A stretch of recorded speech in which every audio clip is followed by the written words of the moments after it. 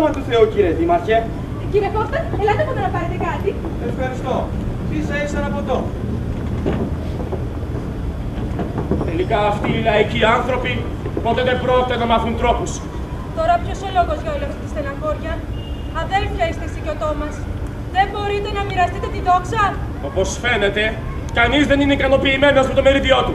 Αν δεν κάνω λάθος, υπάρχει γενικώς η πεποίθηση πως η πόλη μας είναι ένας τόπος που σφίζει από υγεία. Φυσικά.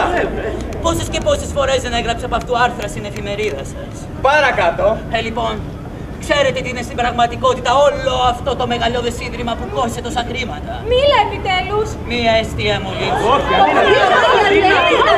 Ένας δηλητηριασμένος τάφος ολέθρης. Η αγωγή της πηγής στο Λουτρό. Μολύνονται από τις ακαθαρσίες που κατεβαίνουν από την κοιλάδα του Μήλου. Κι όλες αυτές οι βρωμιές ξεχύνονται τελικά στην παραλία. Δηλαδή στα Λουτρά. Ακριβώς. Και πού τα μάθετε όλα αυτά, γιατρέ? Παρατήρησα τα κρούσματα τύφου που σημειώθηκαν σε πολλούς επισκέπτες των Λουτρών. Αυτές οι χαζομάρες που λες για τα νερά των Λουτρών είναι αλήθεια? Εντελώς. Δεν είναι μεγάλη ευτυχία για την πόλη. Ευτυχία? Πού έγινε τόσο έγκαιρα αυτή η αποκάλυψη? Και γιατί τόσο κακό? Πώς μπόρεσαν και μπήκαν τόσα ζώα μέσα στους αγωγούς στο νερό? Ναι, όχι ζώα, ζωήφια. Γιατί με κρύβει εκατοντάδες χιλιάδες βακτηρίδια. Καλά, και εμείς εδώ γιατί δεν τα βλέπει κανένας? Δεν φαίνονται δια γυμνού οφθαλμού. Η μεγαλύτερη τρέλα δεν έχω ξανακούσει ποτέ από το στόμα σου.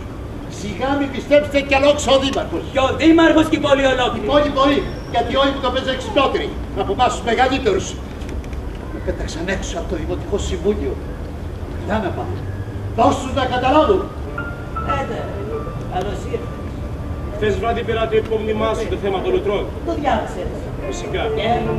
Ήταν ανάγκη να κάνεις όλες αυτές τις έρευνες πίσω την πλάτη μου. Ναι, γιατί δεν ήμουν βέβαιος. Αυτό το υπόμνημα στο πέρυσι το υποβάλλεις. Εννοείται. Σε αυτό το υπόμνημα μεταξύ άλλων, λες πως το μόνο που προσφέρουν τα Λουτρά στους πελάτες τους είναι διαρκή δηλητηρίαση. Μα οι καημένοι άνθρωποι πληρώνουν τα λεφτά τους για να γιατρευτούν και ανταυτού. Και καταλήγεις πως πρέπει να χτίσουμε υπόνυμο για τα κάθαρτα νερά και να αλλάξουμε τους αγωγούς. Ναι, γιατί δεν υπάρχει άλλη λύση. Ξέρεις πόσο θα κοστίσουν όλα αυτά τα έργα? Πάνω από 200.000 κορώνες. Τόσα πολλά. Άσε που θα χρειαστούν το λιγότερο 2 χρόνια, όπου τα Λουτρά μας θα πρέπει να κλείσουν. Πέτε τα νερά είναι αφηγηνά. Οι ξένοι θα πάψουν να έρχονται στην πόλη μας και το πολυτελές μας ίδρυμα θα γκρεμιστεί. Και εσύ θα έχεις καταστρέψει την πόλη που σε μεγάλωσε. Εγώ. Αυτή τη στιγμή η μόνη ελπίδα που έχει η πόλη μας είναι τα Λουτρά. Παρακαλώ! Καλημέρα!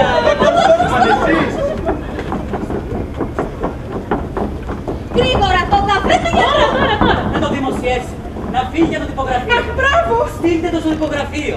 Ο πόλεμος τώρα ξεκινάει. Ήρθε η ώρα να φτάσει το μαχαίρι στο κόκαλο. Το άρθρο αυτό είναι μόνο η αρχή. Θα ακολουθήσουν κι άλλα. Αυτό το κείμενο είναι αντίθετο με τις ιδέες σας. Και Εδώ λέει πως μια υπερφυσική δύναμη προστατεύει τους καλούς ανθρώπους και καταστρέφει τους κακούς. τι να κάνουμε, αφού αυτά θέλει να πει ο κόσμος. Δηλαδή θα δίνατε στο λαό να διαβάσει κάτι που είναι αντίθετο με τις ιδέες σας. Υποχωρούμε στα γούστα του κοινού. Ντροπή σας! Έτσι πουλάτε τη λίστα τους αναγνώστες σας. Τι είστε, αράχνη? Η επιρροή σας είναι τεράστια. Στο κύκλο των μικρόστων.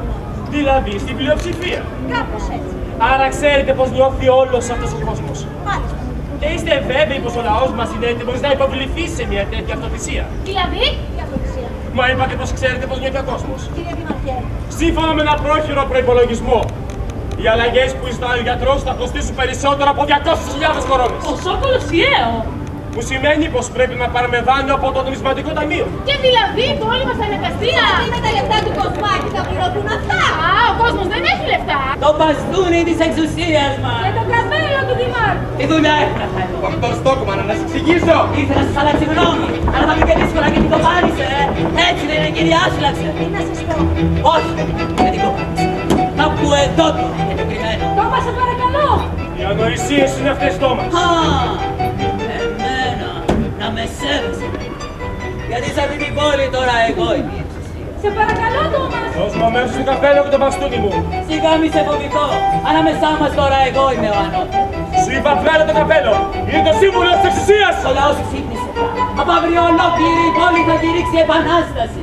Νομίζω είναι ώρα να αρχίσουμε. Καταρχήν πρέπει να εκλέξουμε πρόεδρο. Ποιος ο λόγος? Ναι. Συμφωνώ κι εγώ.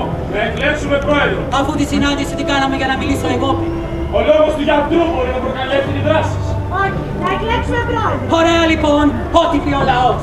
Θέλετε να αναλάβετε εσείς, κύριε Δήμαρχε? Είναι προφανές πως δεν μπορώ να δεχτώ κάτι τέτοιο. Υπάρχει όμως ανάμεσά μας ένα πρόσωπο κοινό. Και να φέρουμε στην κυρία Άσλαξεν. Η πλειοψηφία έχει πάντα το δίκιο με το μέρος της. Η πλειοψηφία δεν έχει ποτέ το δίκιο με το μέρος της. Αυτό είναι ένα ψέμα που υπάρχει στην κοινωνία μας. Σκεφτείτε, ποιοι συγκροτούν την πλειοψηφία σε μια χώρα. Οι έξυπνοι ή οι ηλίθιοι. Οι ηλίθιοι είναι πάντα πολύ περισσότερο. Οι ηλίθιοι συγκροτούν την πλειοψηφία. Αυτός όμως δεν είναι λόγος να μας κυβερνούν οι ηλίθιοι. Φωνάξτε όσο θέλετε. Μπορεί πολλοί να έχουν τη δύναμη, αλλά δεν έχουν δίκιο. Η μειονότητα έχει πάντα δίκιο. Λοιπόν, που ο Δόκτωρ Στόκμαν μας έγινε και αριστοκράτης. Καθόλου. Σας είπα πως δεν θα μιλήσω άλλο για τους τοπικούς μας άκραντες. Όχι. Εμένα η ψυχή μου είναι με τους λίγους που υπερασπίζονται την αλήθεια. Δήμαρχε, αυτή δεν ήταν η γυναίκα του εφοπλιστή στον οποίο εργάζεστε? Μάλιστα, αυτή. Κύριε, η ψηφοφορία ολοκληρώθηκε. Επιτρέψτε μου να σας ανακοινώσω το αποτέλεσμα. Πανψηφί εκτός από μία ψήφο. Μία ψήφο! Βέβαια, η ψήφος του 10% θα ήταν. Πανψηφί εκτός από μία ψήφο. Η οποία ήταν όντως του μεθυσμένου. Δεν στριμμένει! Έλεξη διόρη τον Τόμας Στόκμαν εχθρό του λαού.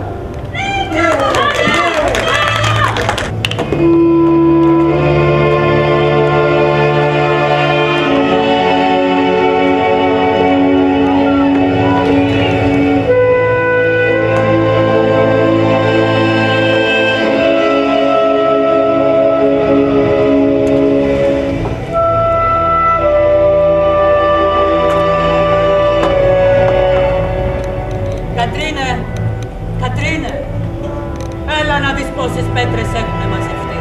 Και έχεις να μαζέψεις πολλές ακόμα. Τις πέτρες αυτές θα τις φυλάξω για κοιμήλιο, να τις βλέπουν τα παιδιά μου να πεθάνουν.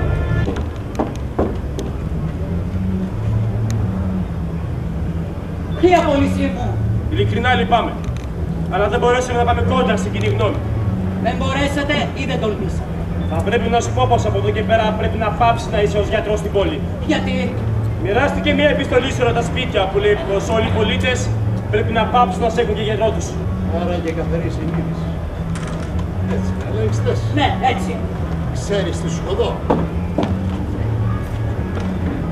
Μετοχές εταιρείας των λουτρών. Μετοχές που ξέπεσες σήμερα. Και τις αγόρασες εσύ. Έδωσα ό,τι είχα και δεν είχα. Μα στην κατάσταση που βρίσκονται τώρα τα λουτρά. Αν λογικευτείς τα λουτρά θα γίνουν όπως ήταν. Χτες είπες πως το μισοδεψίο μολύνει τα λουτρά. Αυτή την προσβολή δεν πρόκειται να την ερχτώ ποτέ.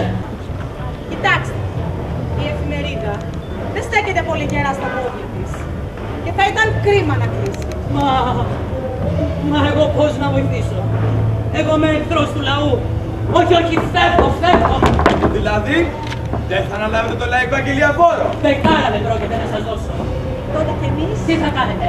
Θα με κυνηγήσετε? Θα με φάτε όπως το σκύλο στο λαγό? Νόμος της φύσης. Όλα τα ζώα πρέπει να τραφούν. Στο βούρκο, εκεί να αναζητήσετε την τροφή σας. Για να δούμε τώρα. Ποιος είναι πιο ισχυρός από όλους? Μην το πείτε πουθενά. Αλλά έκανα ακόμα μία ανακάλυψη. Και άλλη ανακάλυψη.